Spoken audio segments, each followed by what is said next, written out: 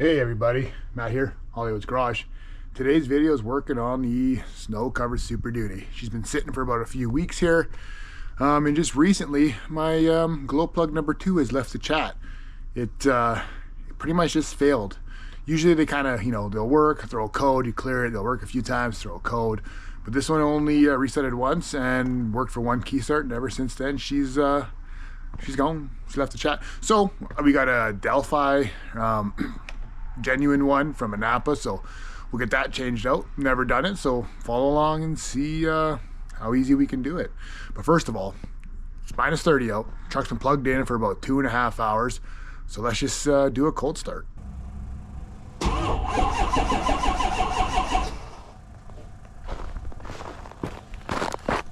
Let's try with the key.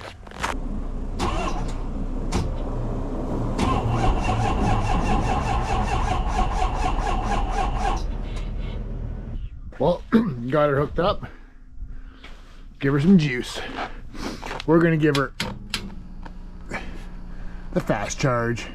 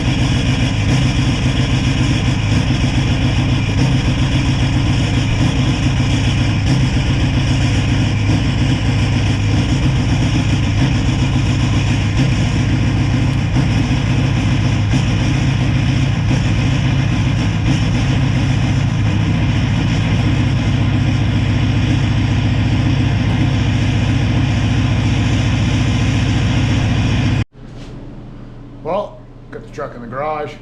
She was a fight, wasn't it? That's why I need all 8 glow plugs. That and not being minus 30, plugged in for 2 hours, running 1030, whatever. Here nor there. Anywho's, number 2 would be, and if you're looking from the front, first cylinder on the driver's side, front one. And the only way I've seen to access it is through here. You can see that one right there. Oh, nope, behind that wire loom. Right then there. So what we're gonna do is we're gonna remove the wheel well liner. So obviously my mud flap, wheel well liner.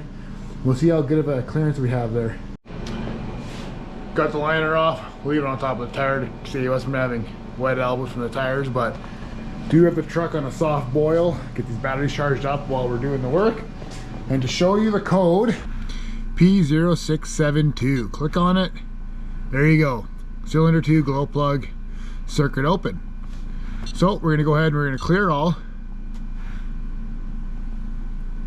so that when you go to restart it next time, it's not on. As far as access, we did clear up. You can see the glow plug right there. Oh man, this is the worst lighting for you guys. I'm sorry. There it is. Right there. So we'll get a flathead screwdriver. We'll carefully just pop that glow plug out. We might have to unpop the one behind it just to get some flexibility in that line, but let's see what we can do. We can always, I'm gonna unplug this to maybe your ABS plug-in. Kind of like the same thing we did for the power steering box, but let's try without it first, see how far we get. So I was able to get my flathead in there and pop it out. So I'll get my hand in there now and try to pull it out straight so we don't break any plastic off. It is a little warmed up, obviously, from it idling, waiting for me to pull it in. So we all know cold plastic is no bueno, but she should be warmed up. Let me just try to get that out. Sorry guys, can't really record much of me doing it. As you can see, there isn't much room, but I'll bring you back when I got it out and I'll let you know if, how it went. I was able to get it out. As you can see, it came out with your hand wedged in that hole there. It's pretty much straight on. Nice and easy. These are Motorcraft replacements when I got the motor done, so they're new, so not too brittle, but we'll get a 10 millimeter in that hole and some sort of ratchet, and we'll see if we can get the old one out. So earlier I said it was a Delphi, sorry, it's a Bosch. They give you this so you can check it out, put the code in and whatnot to see it's a real one, not like a cheap Amazon. Like I said, Napa, so it should be real unless someone bought it and switched it out and returned it. Not that we've ever done that before. So yeah, let's take the old one off and I'll show you with the new one. Let's see if it's a 10 mil. I did have to go ahead and buy a new 10 mil deep. Of course, somehow we lose those.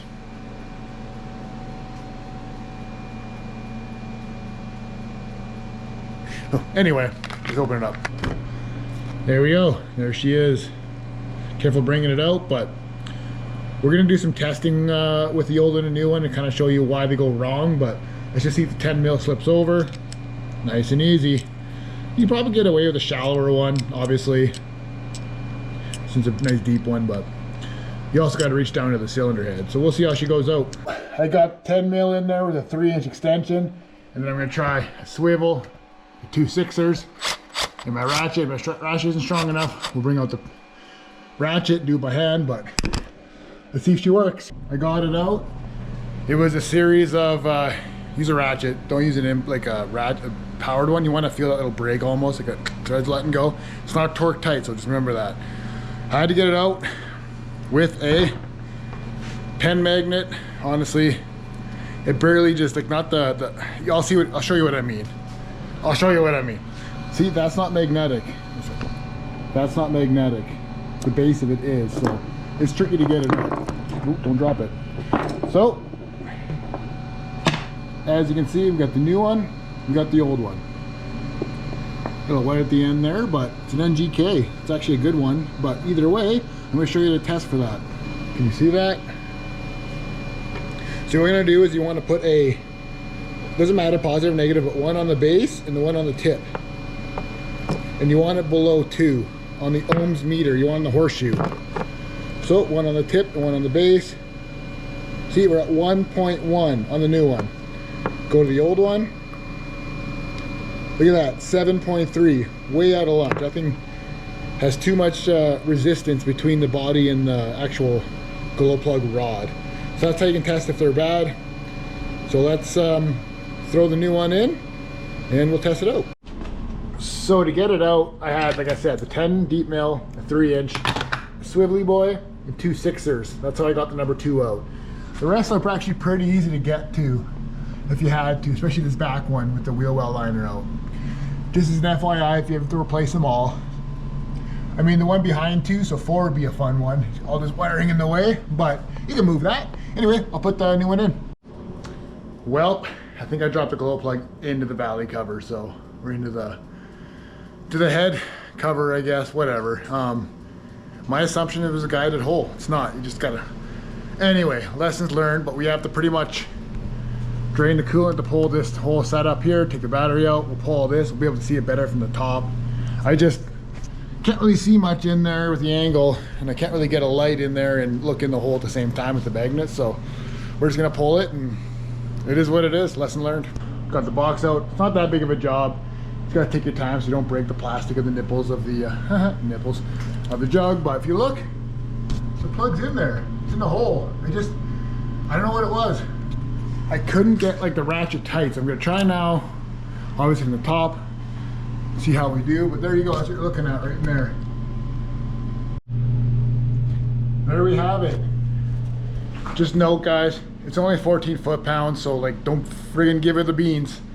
My guess, aluminum head, I don't know actually why, but just 14 foot-pounds. I know you naturally just want to give her the beans because it's in the compression cylinder, so you think it's gonna pop out, but it's like a spark plug, not super tight. Anyway, now I can show you how easy it is with the box out and how you can do all of them from the top, but let me just reverse what I just did. Now we know, right guys? Learn from me, I guess, is why you watch the video. Reverse it and let's go from there. But obviously you want to plug your plastic back in there first. Make sure that gets a nice seal and goes on straight. Another good part about having that completely open like that is if you put that on a little crooked, that plastic piece and break a piece off, now you got that plastic bouncing around in your rocker box. Yeah, it'll pulverize over time, hopefully, or it'll go in a chunk down your oil pan and plug off your screen, so just be very careful with those. If you're gonna replace them, just buy a whole new set, because generally when you're replacing them, it's because they're miled out. These are newer, year-old. Truck's got, what, 12,000 kilometers on it maybe since the new ones were put in, new engine. So I got it plugged back in. So I already put the box back in, but we should have done that after. But let's just see. Hopefully I have the keys here. Yep. Let's just see if we get a code again now.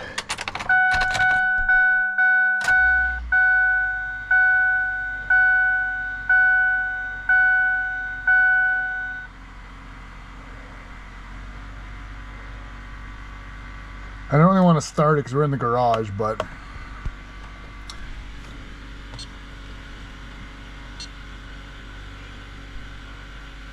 no trouble codes.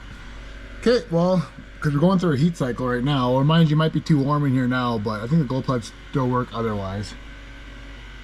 There you have it, guys. Put her back together, the wheel well that is. Got the pig back together. Coolant topped up the cold line. I didn't spill too much. A bunch of ice in the ground, melted snow. Still got the batteries on boil. But we got a surprise for this unit. This thing's gonna get a little upgrade here. Well, upgrade slash factory new. So I was on Marketplace doing what we do best, scrolling while pooping. And I found a wicked deal. Let me just show you right here. Boom. New old stock floor mats. Look at that. All, well, that's an extra one. Off of F-150, I think. Anyway, look at that. Boom, boom. All 4 plus a rubber mat for the back. I'll show you my old. Look at this thing. Like, this is all. Get out of here. That's all tore up, as you can see there. Lifting. Got a hole where the heel was. This thing was a tow pig for a long time prior to my life, so that's all wore out. The other 3 in really good shape still, so honestly I bought it for the one. And then the rubber mat for the back. So let's swap this unit out. Much bueno. It's like brand new. Just boggles my mind. Yes, it's a little dirty. I might vacuum it. I might wait a couple more months till spring, but hey, it's the way I live. I put one of the spare ones in the middle because she's a 3-seater, so that looks good. Put the rubber one in. Got the mat in. I honestly think it might be meant for an F-150 too. Doesn't fit the best in the back, but hey, look it still fits good. Good enough for the kidlets, for running on around it, not getting the carpet too dirty, because kids don't want to knock their feet off, as we all know. Let me just put my reusable bags back, because Canada.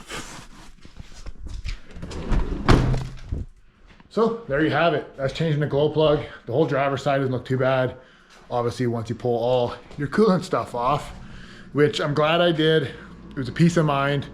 I tried spinning that thing in there. It would not catch. So once I got it lined up and on there square, she was golden, as you saw. So just take your time. Another thing I did was actually, I used a spark plug tool, which could be used, I should have used to put it in. So it's a piece of rubber. I think it's what, 3/8 or something, with a bolt. And I actually melted the tip, warmed it up, and I slid it over the 10mm head, so that way it would just grip on. And it held in there pretty well. Unless you have a magnetic socket, I do not have. I mean, hard to find 10 mils these days. You lose them like candy on a couch. Sticky. I digress. So there you have it, guys. Hopefully you enjoyed the video. Hopefully you learned a lot, a little. I learned some. It's always the first time doing stuff when I'm doing these videos, so you get to learn from me having fun. Anyways, like, comment, subscribe, guys. That all helps. Thanks for watching.